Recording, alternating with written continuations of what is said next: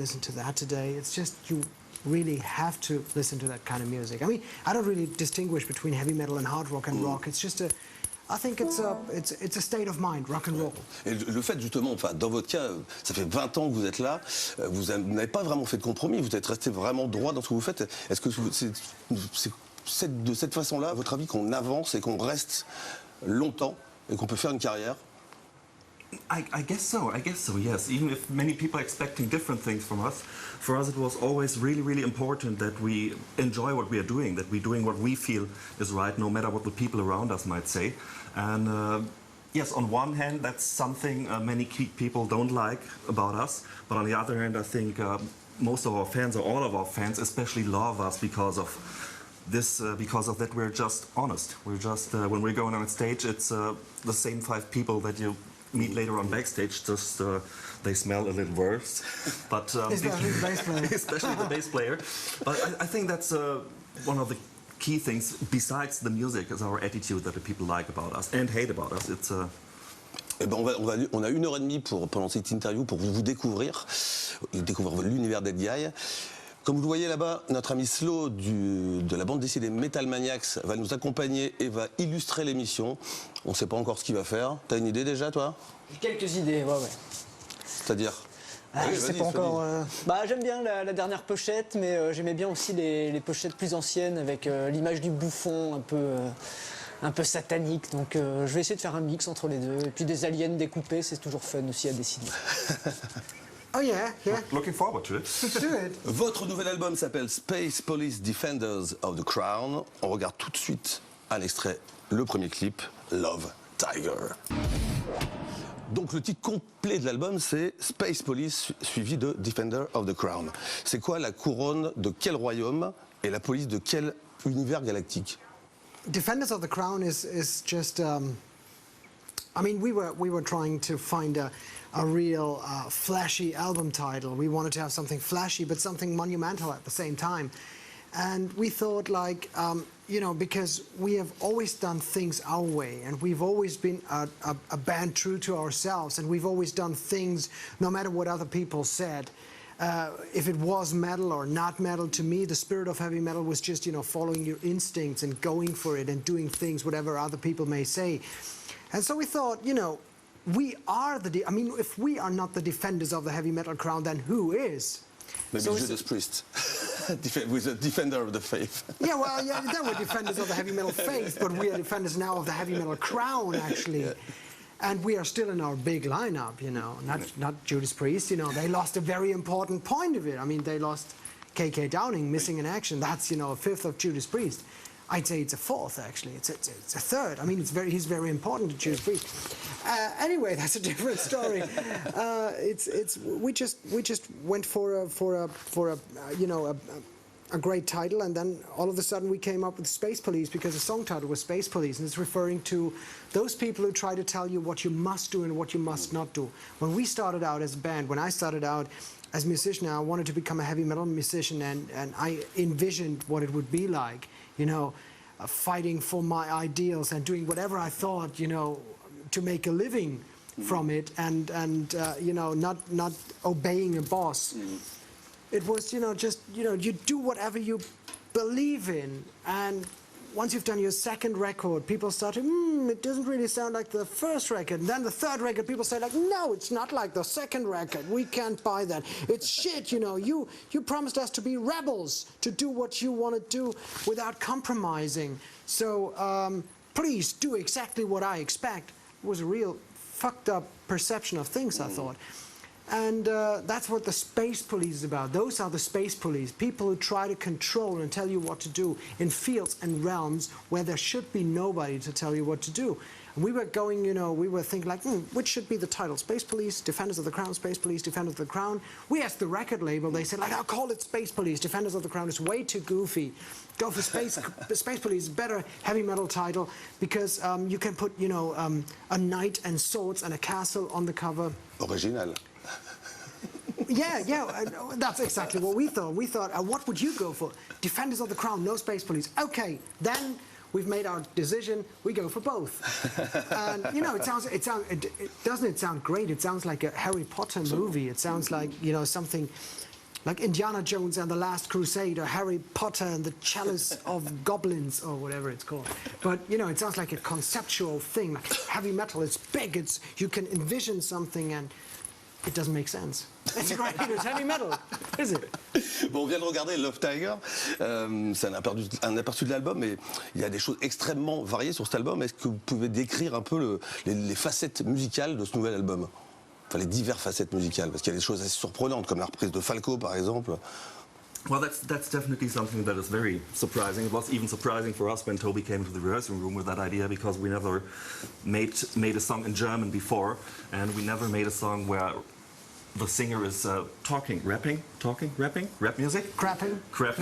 So that was definitely very, very exciting, because we all appreciate Falco and we're all big fans of his music and of his personality.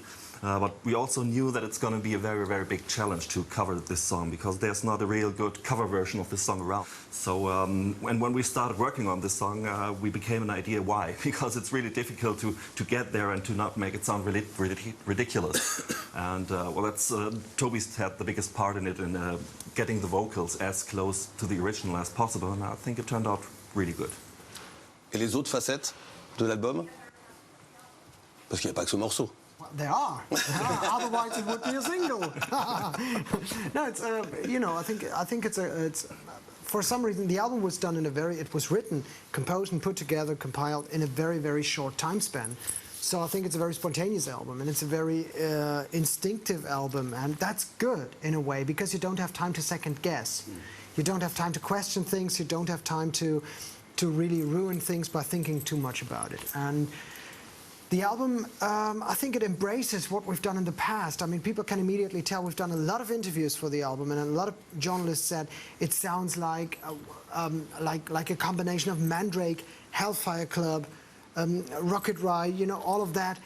I take it as a compliment, because they mean it as a compliment, but I want to say it's an album that embraces what we've done in the past, but at the same time it stands for what the band stands for in 2014. It's a very current album, and it's nothing we have done before. I mean, it resembles a lot of elements that we've done in the past, which is okay, because that's the way the band works. I mean, that's who we are, and we don't deny that.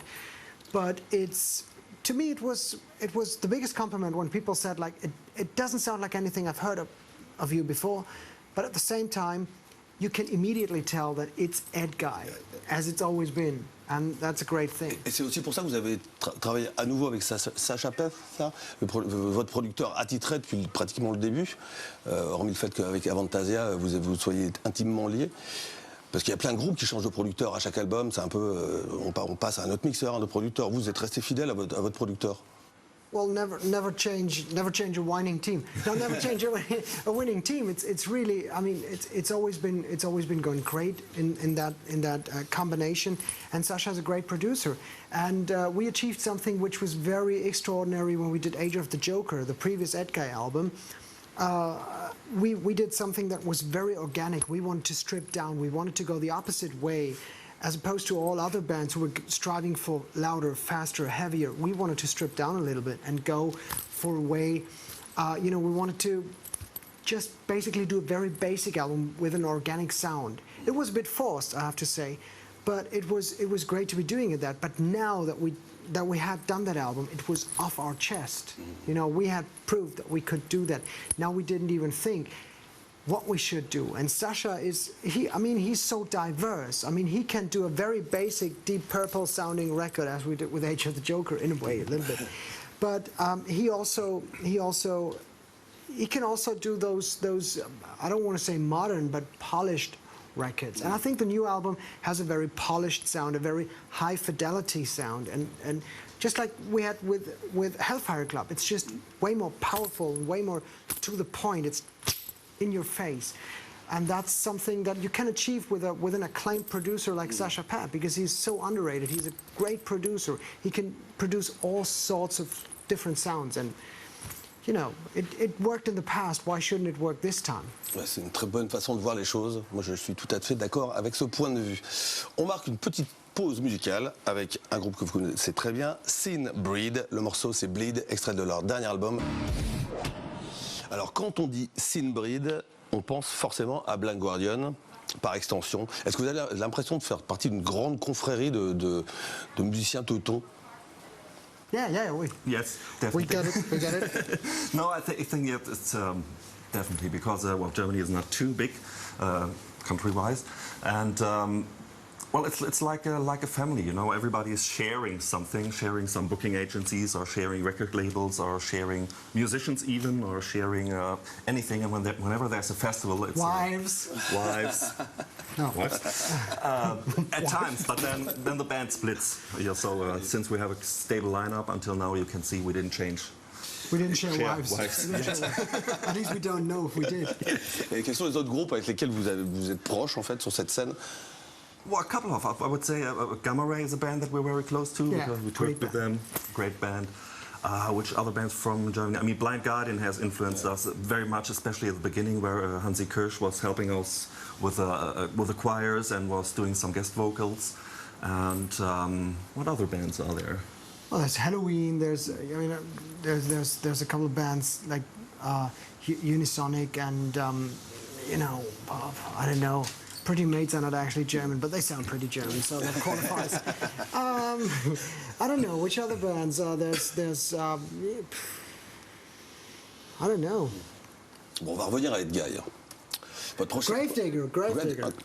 Très bon. Ça. Gravedigger is a great band. Votre précédent album est sorti en 2011.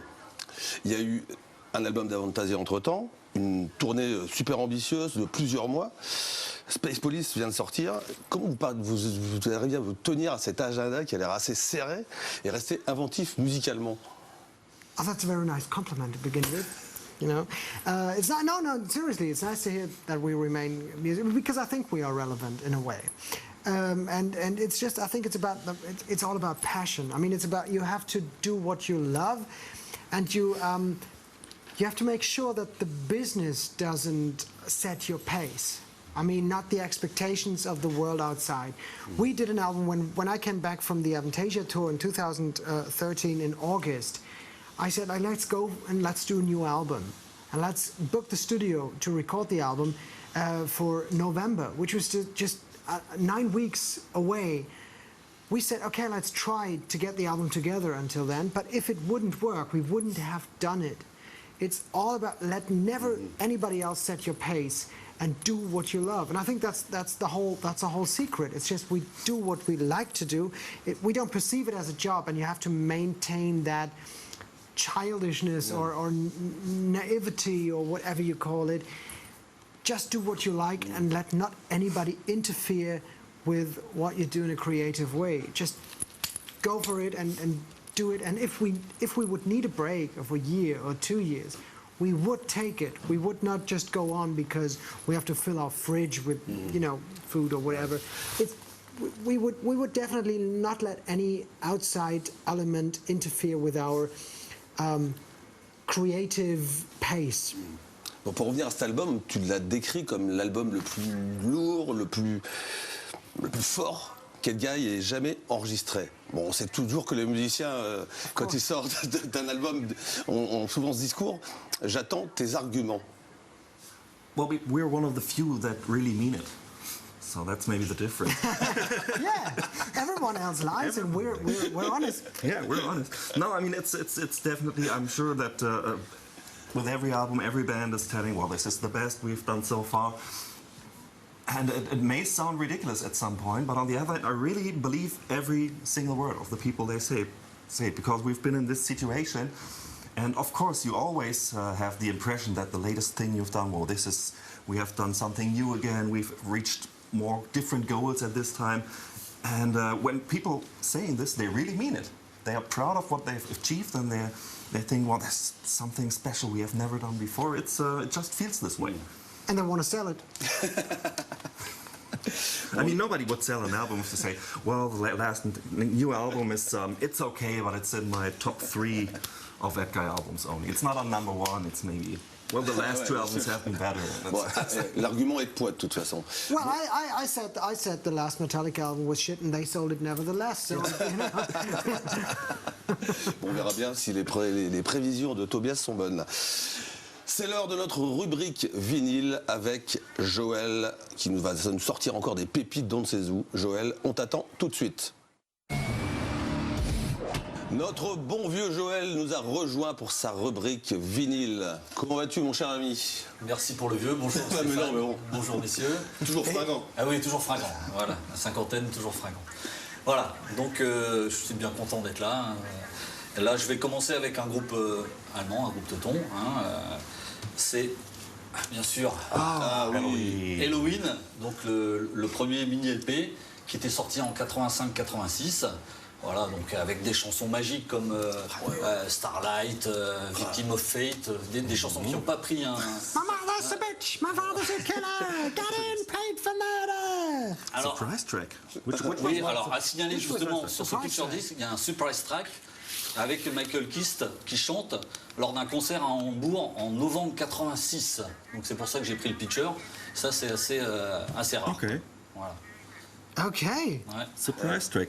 What is Fly high, touch the sky. It's really, yeah, we forgot about, when we were talking about the German family, we forgot about Halloween. I love Marcus, I love Waiki. It's a, I'm gonna, that was a rough again. En plus de copains là.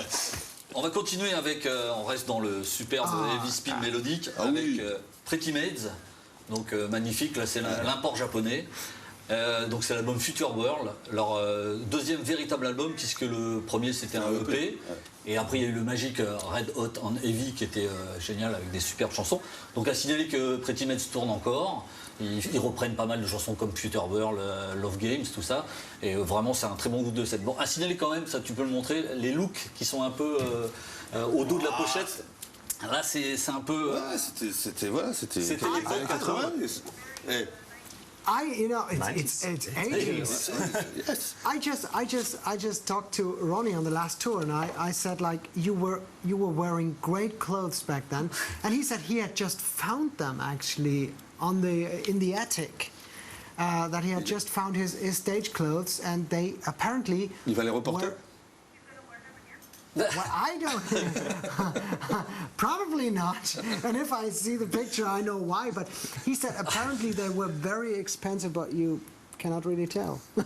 You don't see that they were very expensive. But on the other hand, you see that since a band like Steel Panther is around, you still can wear this kind of stuff even today. So. But they got better songs then. I mean, I love Pretty Maids. It's a great album. It's a classic. I mean, I don't know, were they big in France? Ils ont été assez gros quand même. Amazing band. Surtout à cette époque de Future World, Red Hot and Heavy, c'était Jump the Gun. deux albums assez majeurs.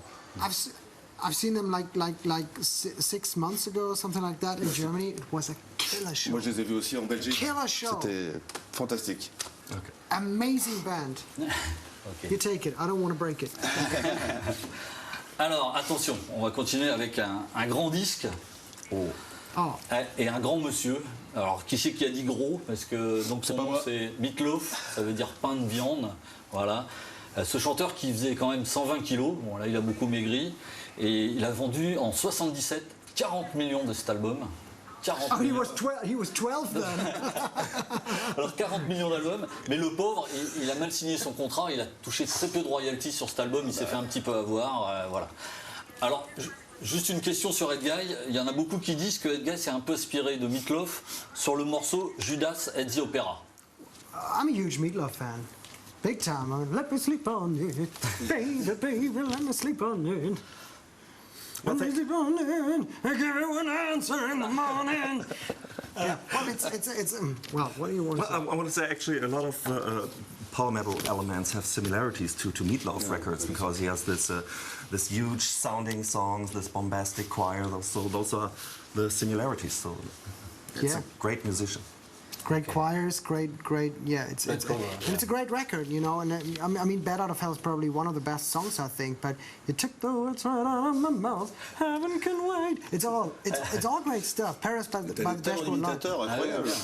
Bientôt une reprise de Meatloaf sur un prochain album d'Ed Guy, peut-être, on ne sait jamais. Well, no. You don't fuck with Meatloaf. That's really difficult. It's impossible to cover Meatloaf. No, don't do that. I mean, no. Ok, alors. It's a no-go. Ah, ok. On va finir avec un groupe anglais de melodic prog rock, et je sais que tu aimes beaucoup ce groupe. Voilà. Magnum. Donc superbe pochette, superbe chanteur, Bob Catley. Hein, c'est leur 3e album en 1982. Et à signaler quand même que Magnum donne toujours des concerts. Hein, et vient de sortir un dernier album qui s'appelle Escape from the Shadow Garden. Et c'est leur 17e album. Voilà, ils tournent encore. C'est un grand groupe. Bon, pour anglais, des belles pochettes, tout est bien. C'est du bon mélodique, du prog mélodique. It's an amazing band. It's an amazing band, and I'm a huge fan. I just soldier of the line. Yeah, well, I have to sing all those. That's a great record, and without this band, I mean, there would be probably no Avantasia, I have to say, because it's so enchanting. Tony Clarkin is an amazing songwriter. Bob Catley is an amazing storytelling singer. I'm a huge fan, and the cover artwork. Rodney Matthews, I mean, look at it. I mean, which camera's on? It's just, look at it. It's sheer beauty. I mean, you know, this band would never consider putting a mustached Space Police cop on an artwork. It's just because they take their art really serious. No, seriously, it's an amazing band, I love Bob Catley. Bah, tu nous as encore enchanté avec tes. Tant enchanté nos invités de Gaël. I'm not one of those crazy guys that you know searches flea markets and says, "Oh my God, it's a red vinyl of the second whatever demo tape. I gotta bring this home. You know, I've never had sex in 88 years, but this is the greatest piece of art that I've ever." I'm not like that, but you know, I have a vinyl collection. Non. But you're like that. Okay. Merci Joël. On se retrouve très bientôt hein, pour encore quelques petites pépites de ton, pas de ta cave parce que ça sont bien de tes moult caves. Ok, merci. À très bientôt Joël.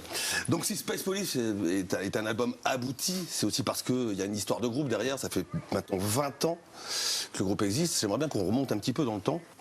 On sait que le groupe a été formé, c'est un groupe de lycée. Vous avez formé ce groupe, vous aviez 14 ans. C'était quoi votre vision de ce que vous vouliez devenir à l'époque? Vous vous en rappelez un peu?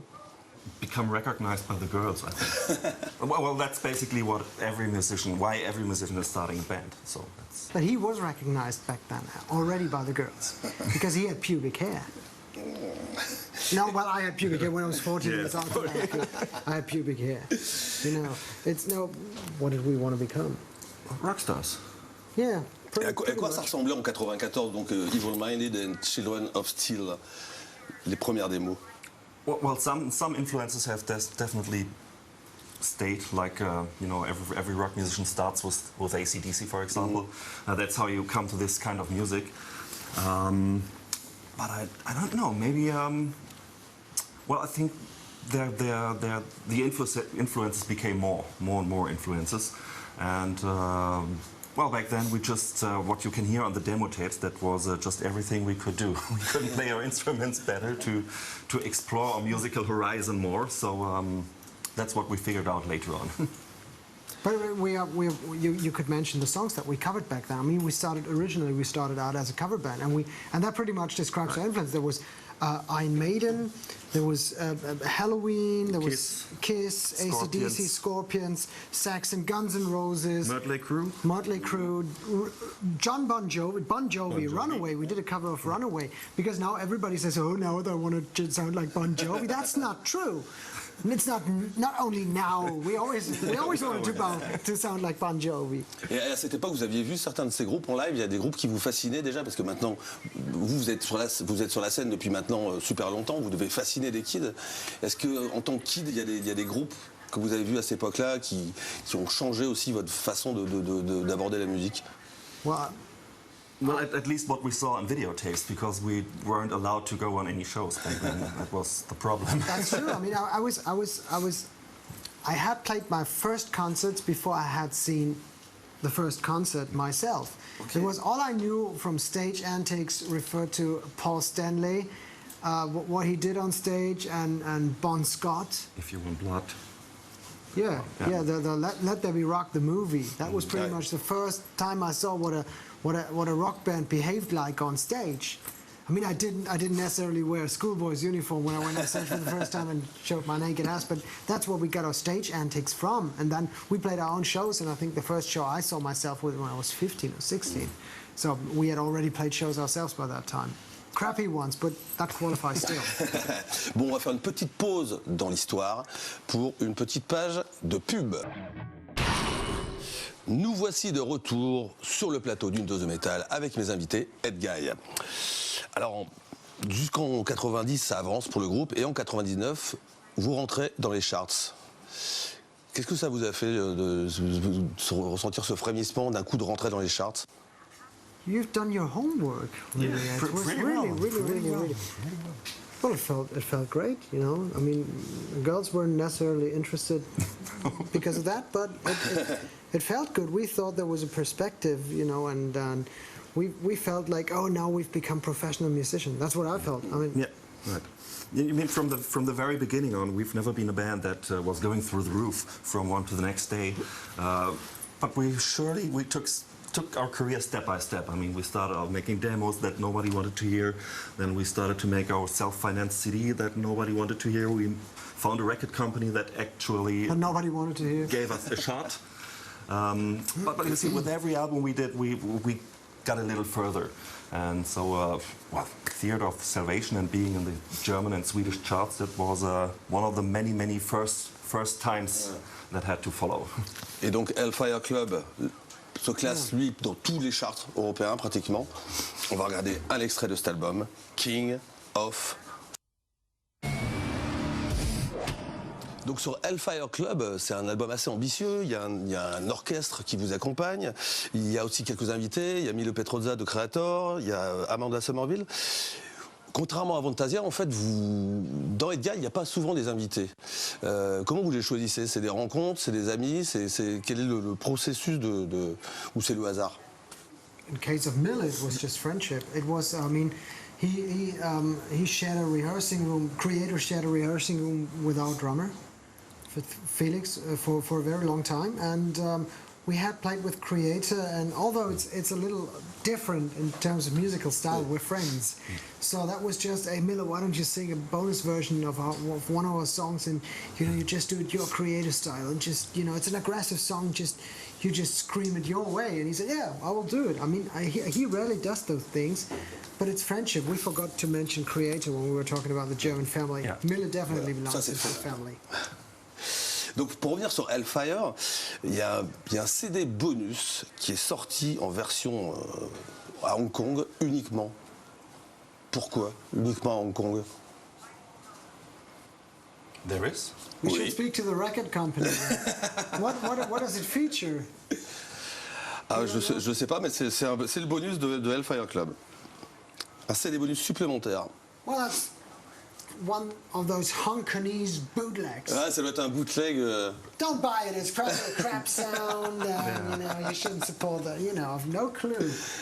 First time I've heard about this. Eh ben, faudra faire une enquête alors, peut-être. Yeah, you should. And then we're going to sue them. Hong Kong. Bon, on va faire encore une petite pause musicale, parce que c'est quand même une émission musicale. Ici, on n'est pas là que pour faire du blabla. Un autre pilier du métal allemand, né dans les années 90, Primal Fear. Voici When Death Comes. C'était Primal Fear. Slow, où en es-tu? Il y a le logo Ed Guy, le reste, chié, je sais tu pas sens encore le trop. logo. Mais voilà, ça avance petit à petit.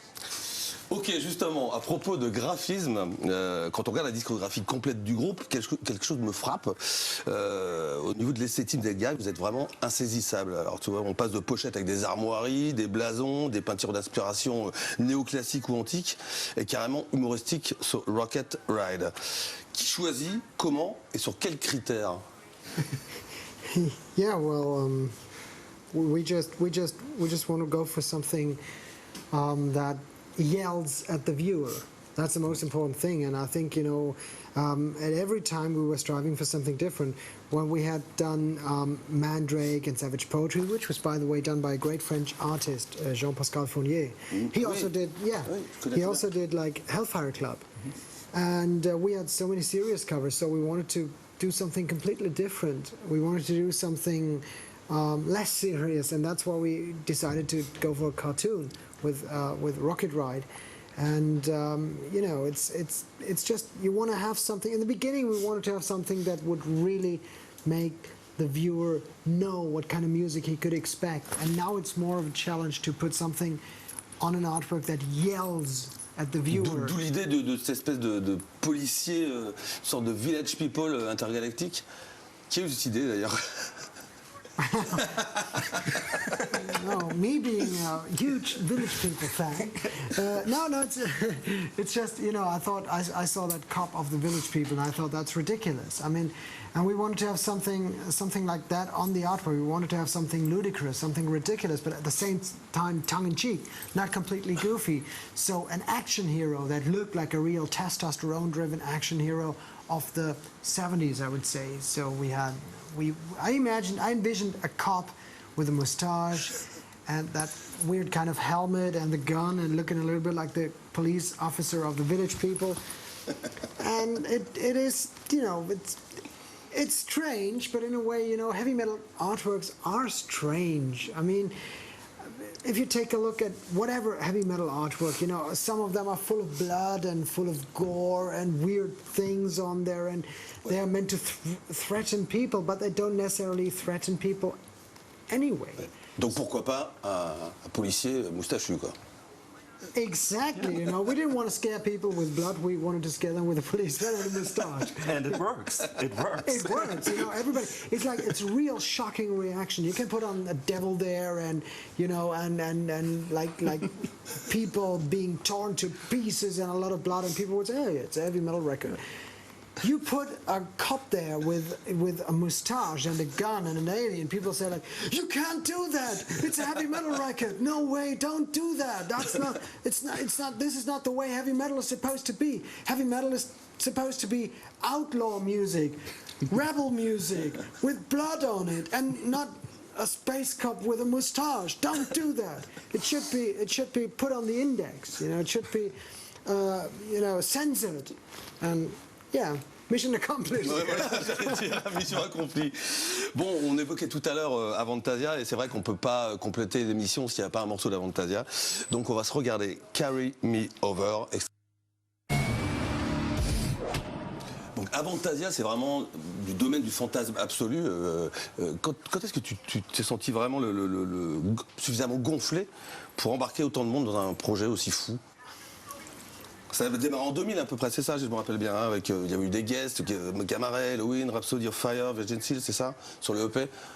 It was not so much thinking about ego and doing something huge, and I just wanted to fulfill my dream. It was basically, I was very humble back then, long time ago, very modest, and I just went to those people who inspired me and said, like, I want to do this record that I have not heard before. I want to create my own world. I want to create a story. I want to have different singers sing it like in a musical or an opera. And it was just a dream of mine. It was not that I thought like, I'm going to form the biggest project on earth. It was not like that. It was more truly I just wanted to fulfill my dream.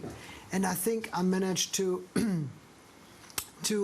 communicate it like that, even to those people. And people were, yeah, let me hear the songs. People like Rob Rock and Michael Kiske and Kai Hansen. There were some of them knew me already, but some of them I had never met before, and they were, you know, just it's a good idea. You're very ambitious. Let me hear the track, and then they heard the songs, and like Marcus Grosskopf, he made the biggest compliment. He said like, "Well, you write real great tunes. That's actually cool shit." That's what when we were in the rehearsing room, I said like, oh my God, this is Marcus Grosskopf from Halloween telling me that I write great songs. I was very humble back then, a long time ago, back in the good old days when I was humble and modest and didn't have an ego. Et toi, Jens, en fait, t'as participé à Metal Opera et à Metal Opera 2, et depuis, tu fais plus partie du truc. C'est quoi? C'est pour te recentrer sur Red Guy ou c'est une volonté No, it's because he didn't ask me. I didn't dare. No, the thing is, I think at the very, very first two Avantages, we also want to have a sign that this is doesn't mean the end of Edguy, just because as soon as somebody, or back then, when somebody starts a side project, it always means there's going to be an arguing with the band or some bad vibes, and we just wanted to show, no, it's still two things can exist together, and I think back then that was not necessary anymore. Ouais. Et quelle suite tu vois donc à terme pour Avantasia en fait? I have no idea. And I don't say that because Jens is sitting next to me. No, seriously, it's, there will be Mystery of Time Part 2, definitely. I mean, I said that. And it's not finished yet. And this is going to be released, but I have no clue when it's going to be. It can be, I don't know, we have 2014 now, I think 2016 or something. I don't have a clue. You know, it's just, and really, you know, we've just done this album, we're about to promote it. It's just like, I have a busy schedule, but I don't think at two things. You know, people think I'm a workaholic, but I'm actually not as much a workaholic as people think I am. You know, I just really try to do one thing at a time. Bon, on parlait du line-up complètement incroyable de ce projet, hein, Bruce Kulick, Bibi Ford, Eric Martin, Ronnie Atkins et aussi Bob Catley, présent dans Avantasia. Oui. On va regarder tout de suite un petit magnum, Les Morts dansants. Ça va te faire plaisir, je pense. I love it. I love it. I love that song. It's an amazing song. Eh bien, on Play regarde it. tout de suite. Comme on en parlait tout à l'heure, il y a une vraie constance dans votre carrière. Vous n'avez jamais été tenté par des expériences un peu plus extrêmes en termes de musique? You mean more extreme than having a cop with a moustache on the cover? Yeah. Even more.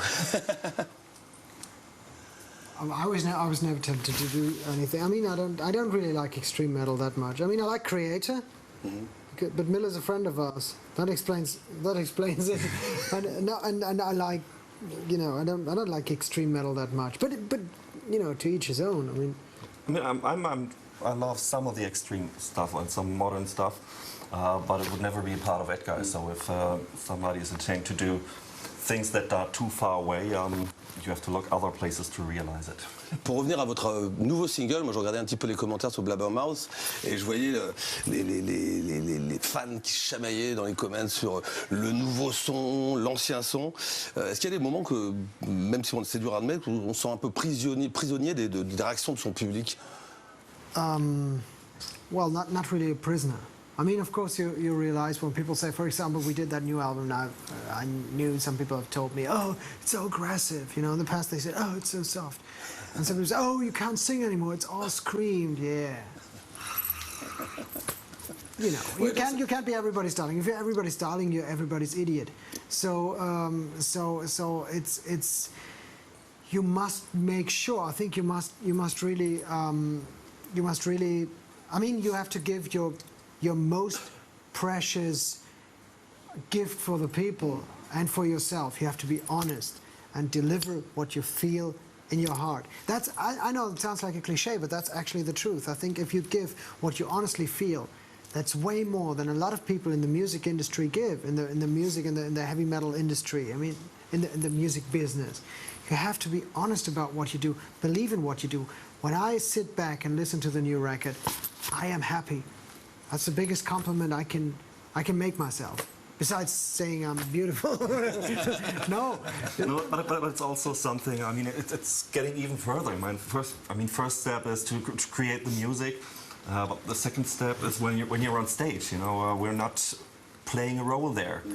We know that what we are playing here, that's exactly what we want to play, and that gives a complete different atmosphere than if somebody is just doing it for the money or just doing it because people expect it, or people just playing a role there. I mean, that's also a big difference, I think. Puisqu'on parlait d'argent, hein, nous sommes toujours avec Edguy dans une dose de métal. Slow, alors tu avances un peu là? Qu'est-ce qui se passe? Ça commence à avoir de la gueule. Ouais, enfin, il y a deux gueules de profil. T'as pas mis de couleur encore, mais je vois de... Ouais, alors je vais en remettre à la fin, selon ce que je trouve sous la main. Nous avons un petit rituel dans cette émission.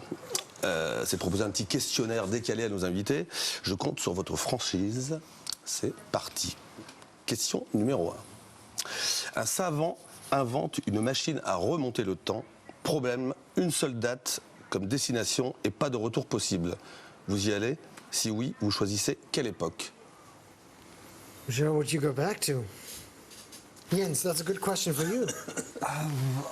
I don't know, maybe 1980 or something.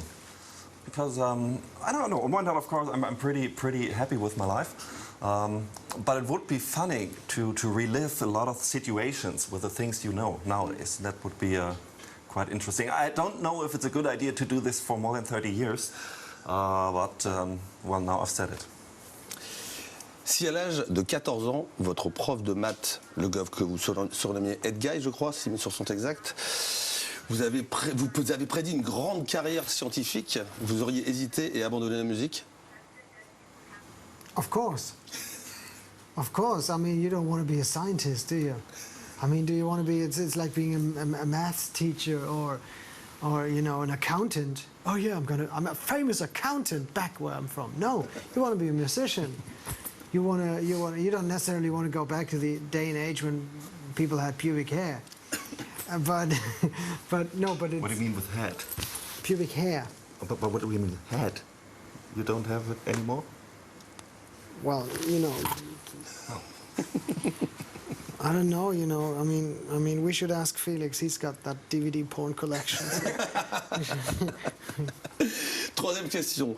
Nous sommes dans quelques années prêts pour un prochain album d'Avantasia, Tobias.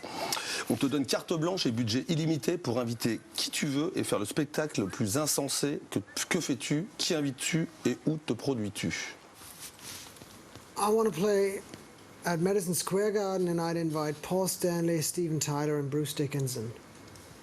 And pretty much everybody who's been involved in Avantasia before. That would be a great show. Ah, ça serait un putain de concert. Hein.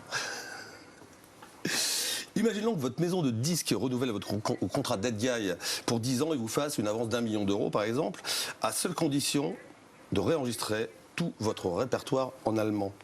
Vous suivez? No. No.